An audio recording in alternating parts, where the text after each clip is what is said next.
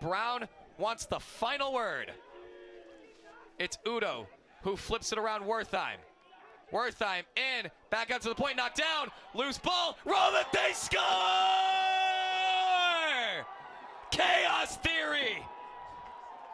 Brown leads with 8 seconds left. Hopsicker. Udo, defended by Swanson. Back to X, it's O'Kane. 14 seconds, Clayton defends. O'Kane reverses course, shot saved by Salinger. Ippolito, defended really well, it's on the ground. Ryan Sharkey has the ground ball. And the CT. Bregman.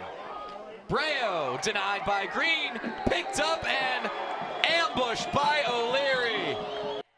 Taking a check upon his clear is Dakari Johnson. He's just gonna go for it. He'll fire and score! Caleb Hammond still wrestling for the ground ball. He gets his stick lifted. Ground ball still loose, still loose, still loose. And it's picked up by Whitmack. 3:12 to go. Panthers throw by 2. Now that ball is like a golden snitch. Whoa! St. John just decked Ryan Sharkey. And there's been no clean possession. Still no clean possession. There's been no shot clock. It's in the hands of Bregman. This is the most anyone's had possession since the faceoff. And in front, it's off the crossbar. We welcome you back to Garber Field here in Amherst, Massachusetts. John Torpy, there's a lot to be said about what he has done both in this conference for Brown and in several other conferences, but I want to highlight what he's done, particularly at High Point. And Sarah, you've talked about this at length. To build a program from the ground up, to get 4 regular season championships out of it and a 2021 NCAA berth out of nothing. You build a program, it's really impressive.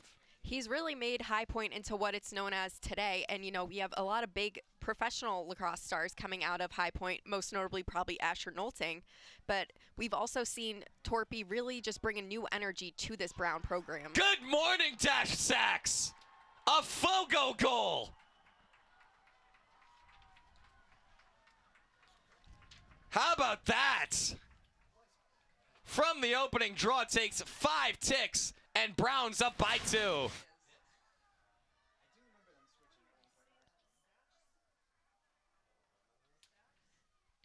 Definitely not the start you're looking for in this quarter if you're UMass.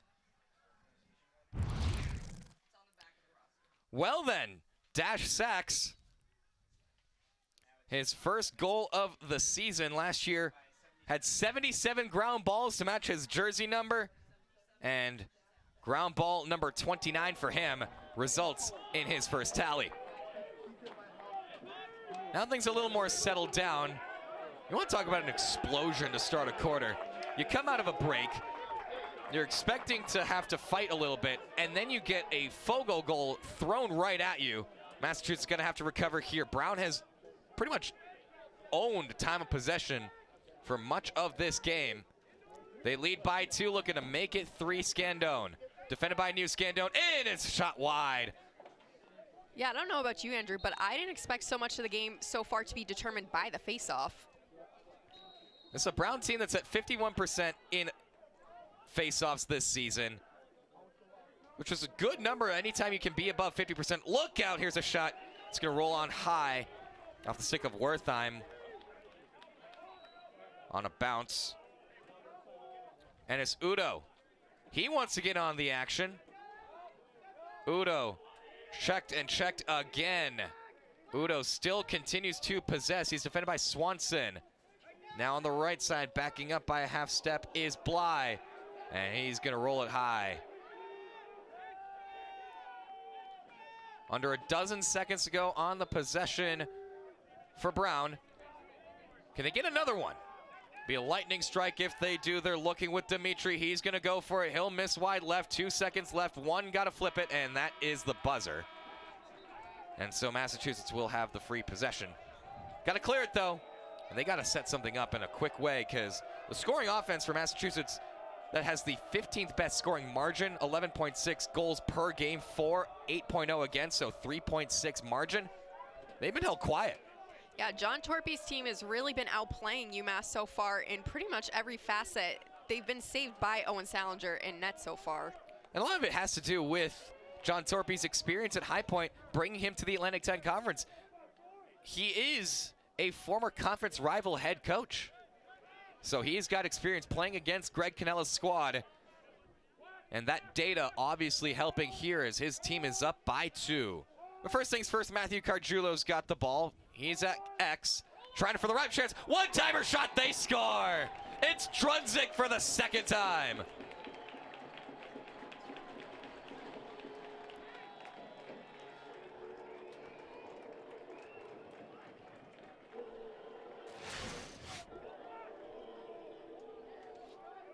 He's just wide open right in front of the net. Again, you cannot sleep on Aiden Drunzik. If you can't get the ball to Trace Hogan there, you have Drunzik anywhere really close to the net, ready to operate. 3-2 here is the scores. We kind of dive in a little bit. The faceoff's going to be given to Brown. Kind of dive into how the game played out last time these two teams met. Each team scored 4. It was close. But then Brown pocketed 3 unanswered. The teams would exchange goals again, but then from the middle of the third quarter to the early fourth, UMass would score 4 straight to go from down 9-6 to up 10-9. However, Brown held UMass off the board in the late stages of that one in the final 7 minutes. They held UMass scoreless, they got 2 of their own, and they would win 11-10 1 year ago today. I guess there's something about the March 22nd games between UMass and Brown. They've been entertaining. There's a big hit. The flag is in the referee's hands. It's not going to come out, and a clean play there by Swanson gives it back to Massachusetts.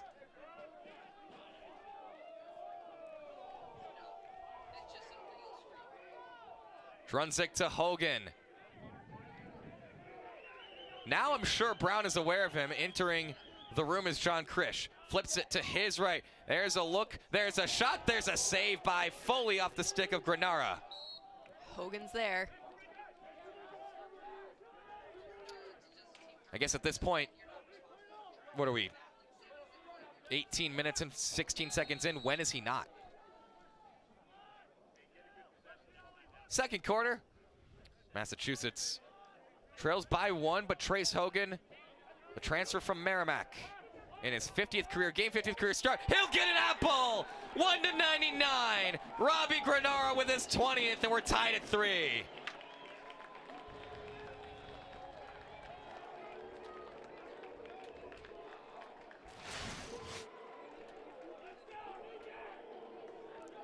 And the 2-man game between Granara and Hogan has just been seen all season so far. It's just incredible to see a freshman really break out in his first game of the season to right now. He's been so consistent for the Minutemen.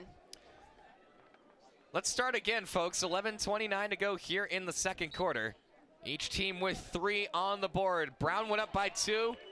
And then immediately thereafter, Massachusetts got it back. Coyle loses the ball. It's picked up Brown.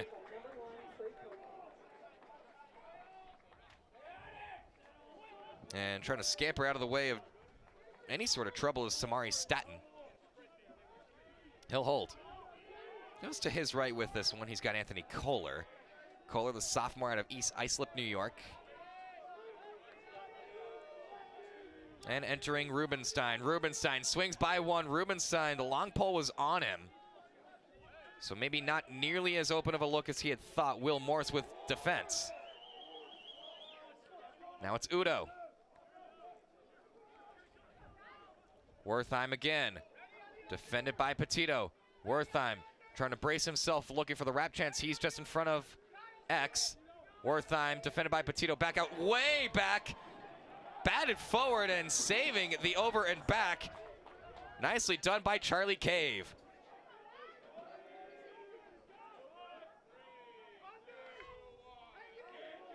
This is Ben Locke now. And a shot off the stick of Hopsicker is going to roll high. 10 seconds left for Brown. They've not been afraid to use the entirety of the possession here. Wertheim in, wrap, Petito, nope, rebound back to the point. There's a shot that's rolled on in, and Salinger secures it. Kind of a crisis averted there for UMass in what looked like sure to end in a goal for Brown there. Now Massachusetts looking for their first lead of the game. Trace Hogan's got it. He's got Drunzik in his sights. Granara, big number 99. Something Massachusetts fans are used to seeing. We'll talk about that as the game goes on. 9.5 to go here in the second. Tied up at 3, but a good first half of college lacrosse on this springtime Saturday. Hogan's looking. He's marked up by the long pole. He'll find a man, and it's put home by Finnerty. And Massachusetts is in front. They've got 3 unanswered.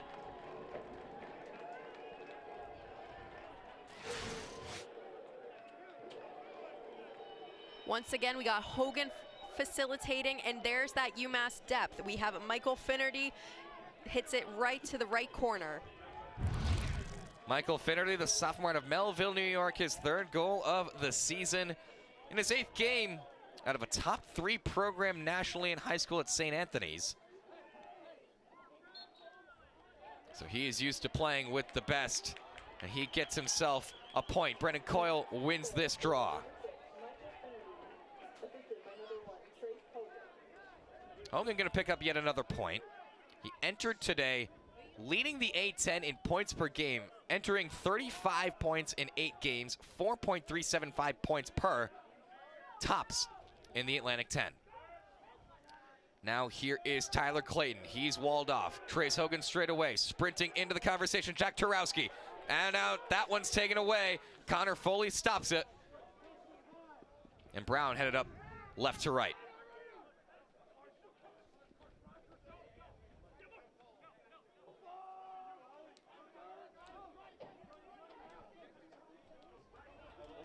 Brown's got the clear. Looking to tie this thing up.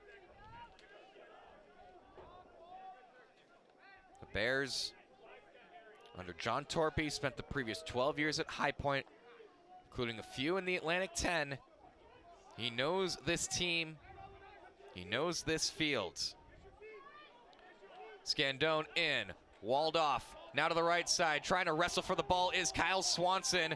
He's going to go against Ennis Udo. That ball is scrummed up, and it's picked up eventually by Scandone. And then goes way back over the top. This one going to go all the way to the other side. Massachusetts is going to get a freebie out of this one. Can they score in transition? They're going to want a word. Back out, here's Clayton. He's taken away from.